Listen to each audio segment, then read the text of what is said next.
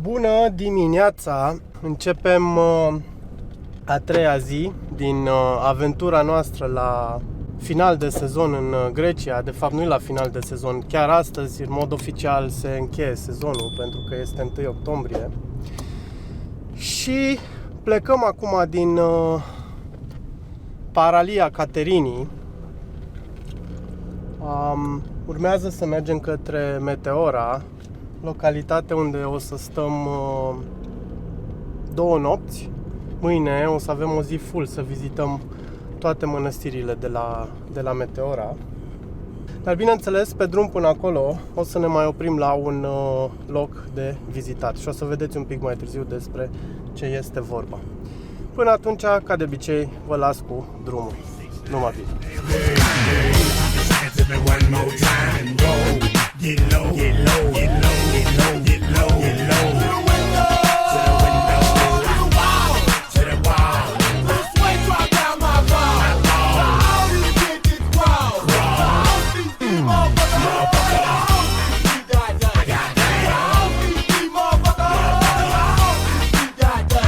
Singura oprire de astăzi din drumul nostru către Meteora facem la rămășițele castelului bizantin din Platamon. Este un castel construit în secolul XIII și are o priveliște extraordinar de frumoasă, atât asupra muntelui Olimp, cât și asupra Mării Egee.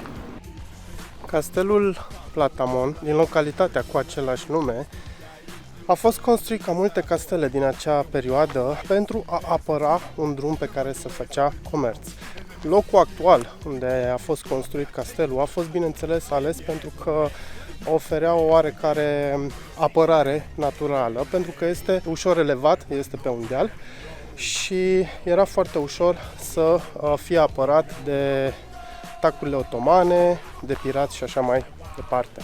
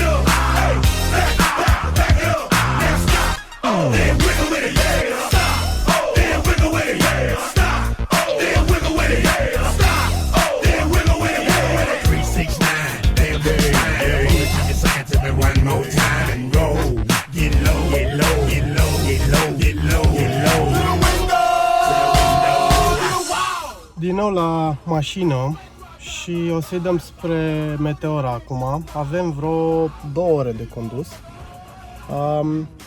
O să setăm pe Google Maps să-i dăm fără autostradă, din 2 motive.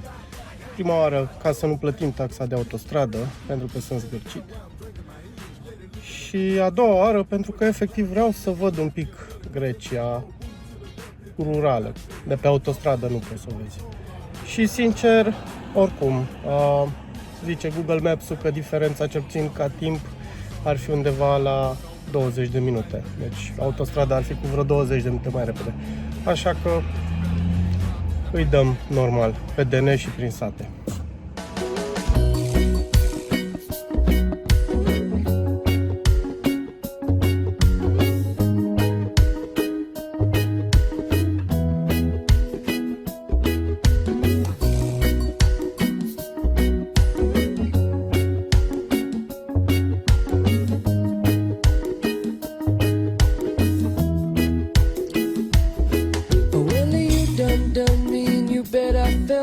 I tried to beat you, but you're so hot that I melted. I fell right through the cracks, and now I'm trying to get back.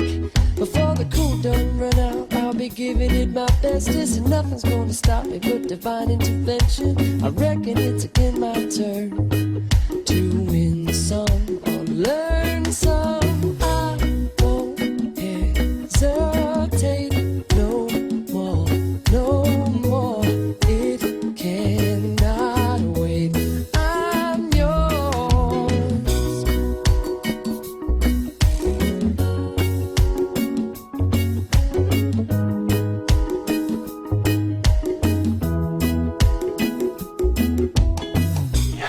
și la Meteora.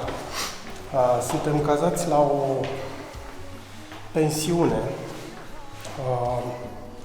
Ce să mai... Hai să vă arăt camera. Am primit camera 26 și poate nu pare cea mai faină. Baia nu, destul de mică. Chiar foarte mică baia. 2 paturi. Televizor micuț, frigider, măsuță, dar asta nu e important. Important este, ia priviți aici,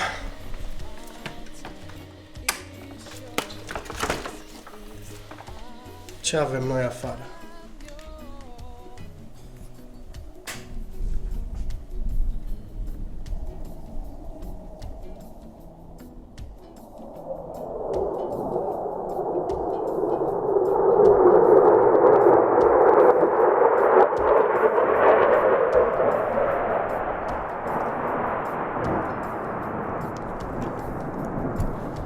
Tocmai ce a trecut și un avion, sper că NATO. Ideea e că m-a costat 90 de euro.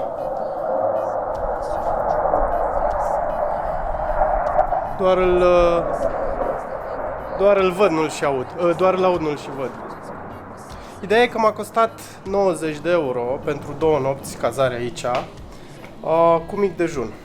Deci, vedem, am găsit niște lumină, da. Acum, dacă merită sau nu, vedem. Da, camera e mică, dar ca de obicei, e curat. Baia e foarte, foarte mică, adică n-am avut în viața mea o baie mai mică ca asta.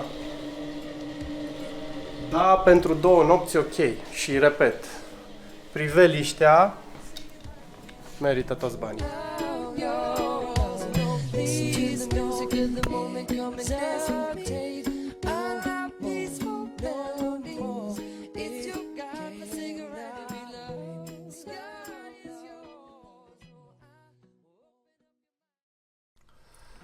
Bună dimineața! Vă salut din Meteora.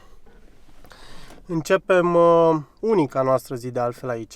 O să avem o zi full în care o să vizităm cât mai multe din mănăstirile de aici din Meteora.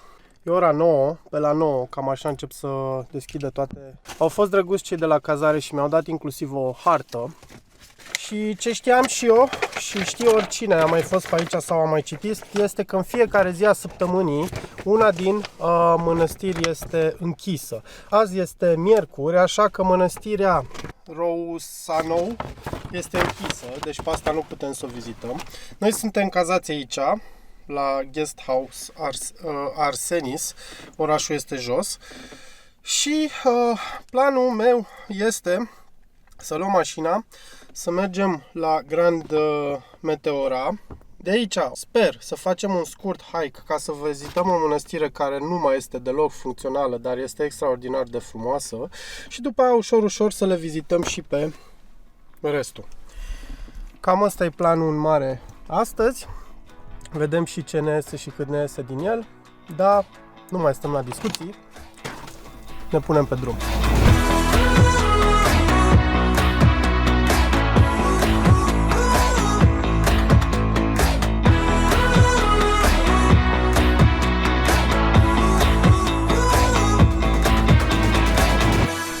Mă bucur tare pentru că pentru prima oară în viața mea am reușit și eu în sfârșit să găsesc un loc de parcare într-un loc mega turistic. Aduceți-vă aminte ce am pățit la Como în Italia.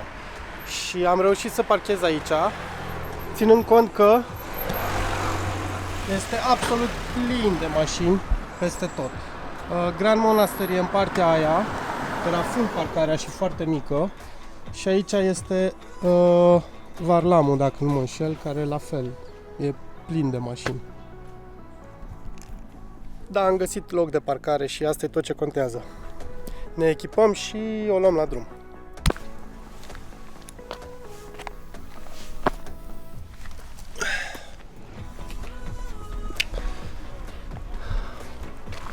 Oare de ce urc pe aici? Pentru că am zis că eu o să încep să vizitez mănăstirile de la Meteora cu probabil cea mai mică și mai pricăjită mănăstire de aici. Se cheamă Mănăstirea Ipapanti. Este închisă, deci nu mai este folosită de către călugări și pentru a ajunge la ea trebuie să lași mașina undeva în parcare aici la Grand Meteoran, iar de aici ai de mers câțiva kilometri pe jos să faci un hike. O să vedem mai târziu totuși de ce mănăstirea asta este foarte frumoasă și de ce merită să mergi până la ea. Lăsând nebunia și turismul în spate, uitați-vă un pic și acolo în vale ce este, ne ducem pe niște căi mai puțin bătute de toți turiștii.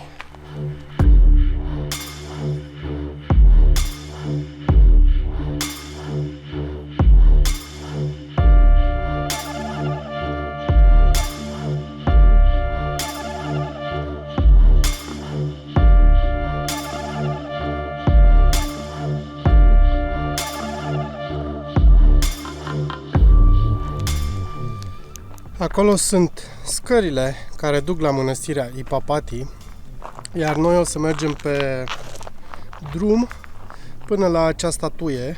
De acolo se poate vedea mănăstirea foarte bine și o să dăm, bineînțeles, și cu drona. O să vedeți că mănăstirea este pe partea asta a stâncii.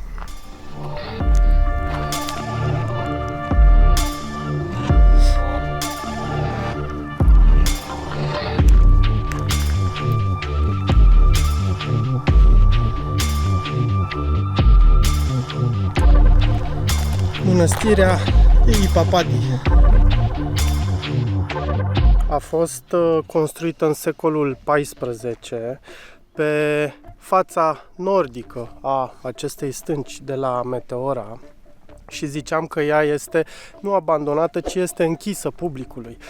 Este în continuare folosită de către călugări, dar nu poate fi vizitată. Este una dintre, dacă nu chiar singura dintre mănăstirile de aici care nu pot fi vizitate de către public. Și este accesibilă doar pe jos, pe drumul pe care am venit eu, sau mai este un drum care vine din vale, deci nu poți să ajungi aici cu mașina. Tot ce pot să zic este că nu cred că am făcut mai mult de 20 de minute. Drumul este chiar foarte ușor și accesibil și nu se compară cu ce este în partea ailaltă, cu aglomerația de acolo. Este liniște, sunt singur pe tot platoul și este ora aproape 11, ca să vă faceți o idee. Nu e nimeni aici, nici un picior de om. Deci merită, clar merită să vii.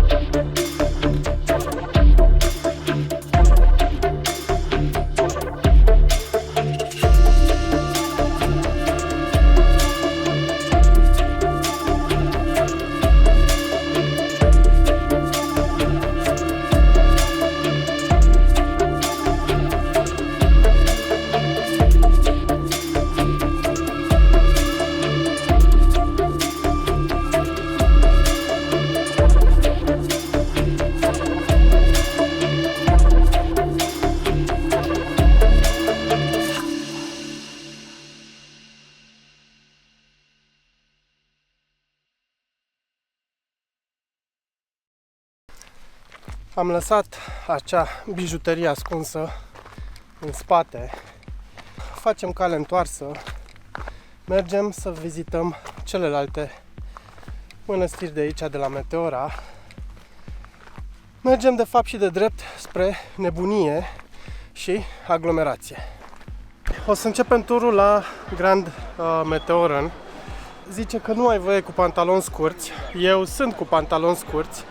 O să-mi încerc norocul să văd dacă mă lasă să intru, dacă nu am oricum restul de pantaloni, pentru că sunt cu fermoar. Sunt pantaloni scurtibili, cum îmi place mie să le zic. Și o să le montez partea aia dacă chiar trebuie. Este extraordinar de plin de oameni și mă așteaptă foarte multe scări. Uitați-vă un pic.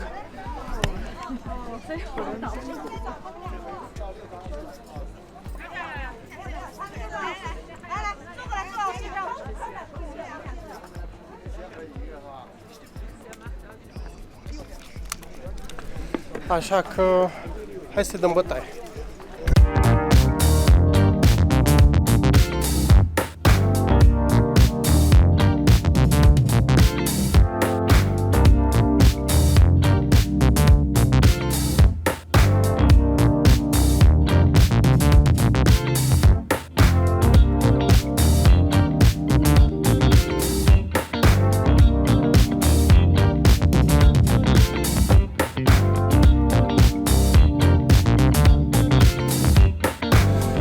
€3 biletul de intrare. Chiar am întrebat dacă trebuie să-mi iau ceva pe picioare și a zis nu, pot să intri așa, deci la bărbați nu e o problemă cu pantalonii scurți, în schimb la femei trebuie să-și ia fuste, n-au încotro.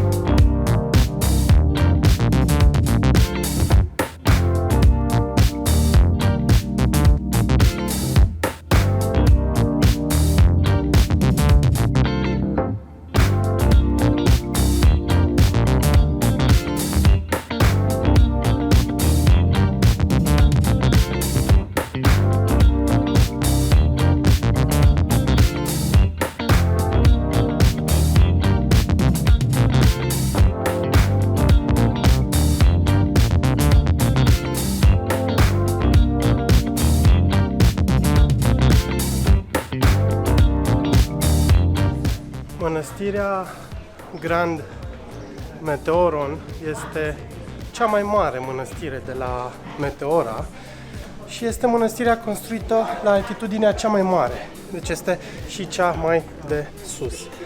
Nu ai voie să faci poze și să filmezi în biserica propriu-zisă și nici în muzeu, dar am încercat să trag câteva cadre cu camera. Vedem după aia cum se vor vedea. Plecăm de aici și mergem să vizităm cealaltă mănăstire.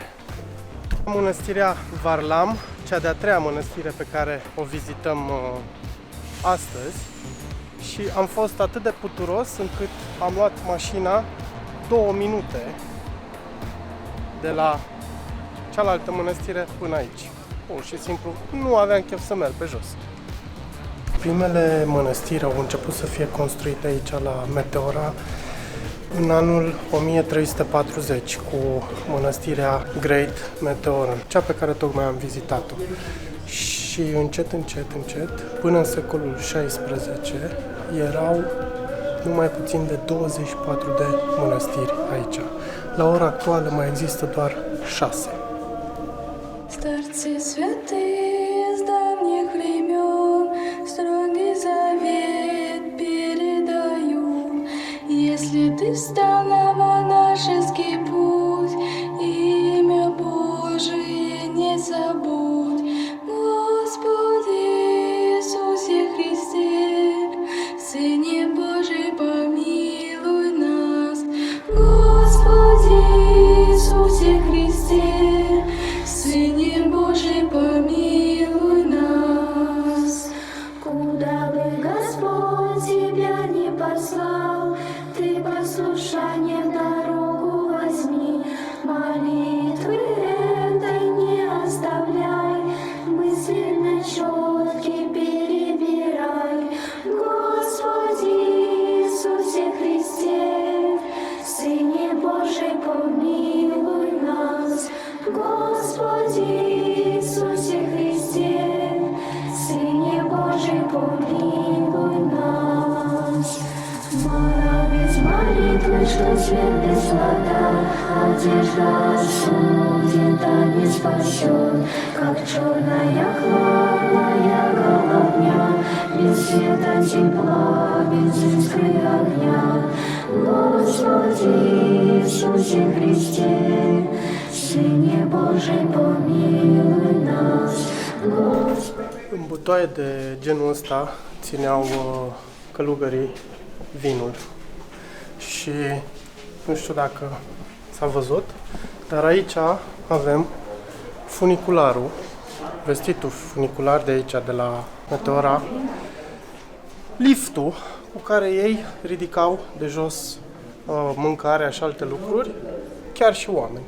Foarte interesant, la intrarea în muzeu era un film care arăta un pic din viața călugărilor de aici, de acum câteva secole. Сыне Божий, помилуй нас. 100 спасительных узелков, 100 ступенечек небесам освобождают от вражьих оков. Боже, сердце очисти мне сам.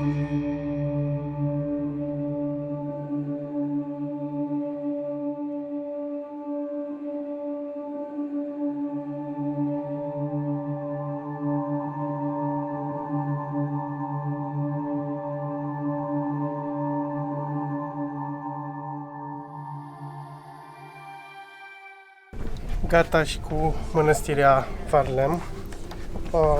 De fapt, mănăstirea asta este mănăstirea All Saints sau a tuturor sfinților. Cam fiecare mănăstire de aici, de la Meteora, avea un sfânt căruia era dedicată, dar asta era to All Saints, deci era pentru toți sfinții.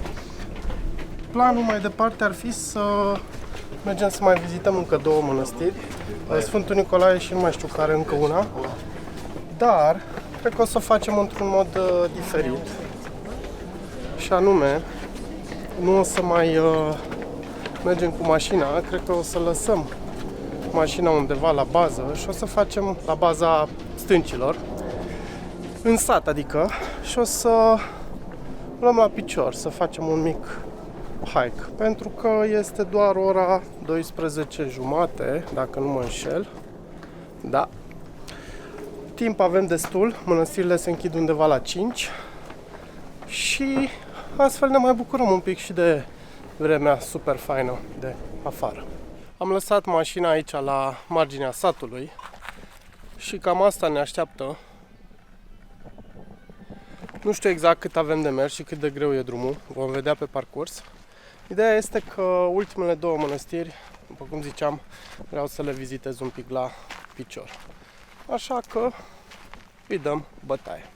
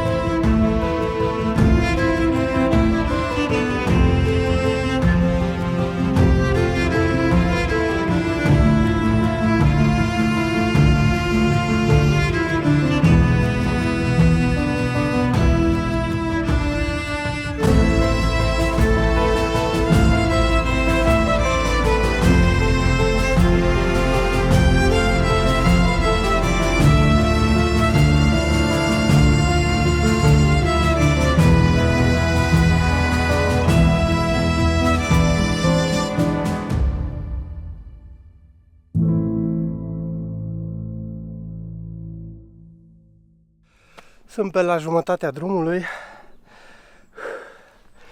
Traseul, aș zice că e mediu ca și dificultate. Este fostul drum folosit de călugări care urcau la mănăstirea Sfânta Treime. Ăsta e drumul care ducea spre sat. Este pavat tot, pietruit, în schimb e foarte, foarte abrupt.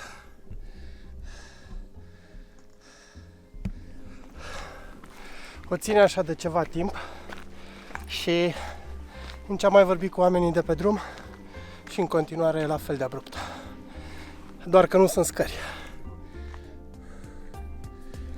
Și în plus, ne mai așteaptă și scările de la mănăstire când ajungem. I don't know what I radiate. Sure, I won't be deterred, but I'm only human. Is it my positivity, yeah, that keeps all these healthy friends advice from me? My imperturbability, yeah, that makes you ignore me. As I know, no one even cares. How come that there is no one that acts there? Ooh, baby, I said no. No one even helps. No one even cares for me, baby.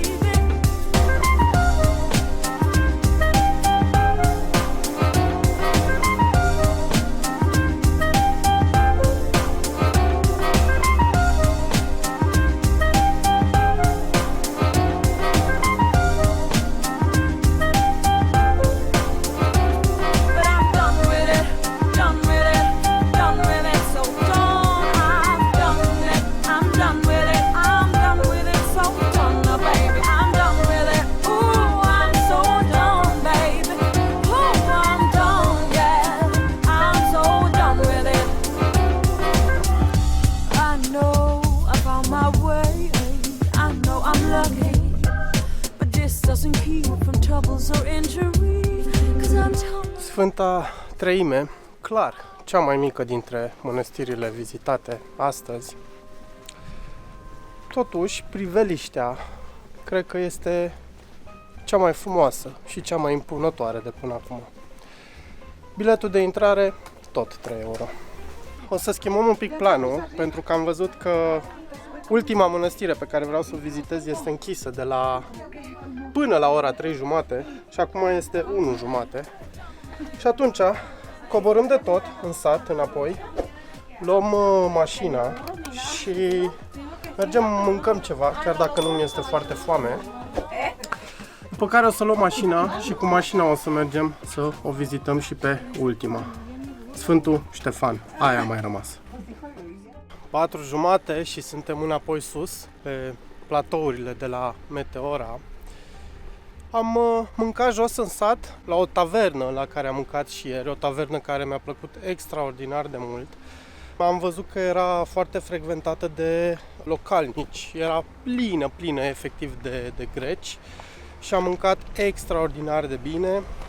O bere la jumate, Mitos, de exemplu, la sticlă, era 4 euro, sau o bere la draft, la fel 4 euro. O porție de coaste de miel cu cartofi prăjiți costau 10 euro.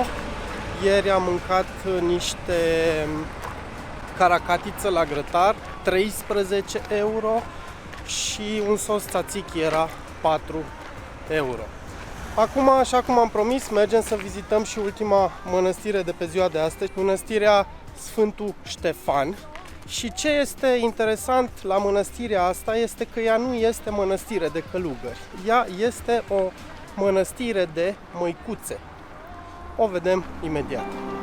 As I know, no one even cares. How come that there is no one that acts there? Ooh, baby, I said no. No one even helps. No one even cares for me, baby.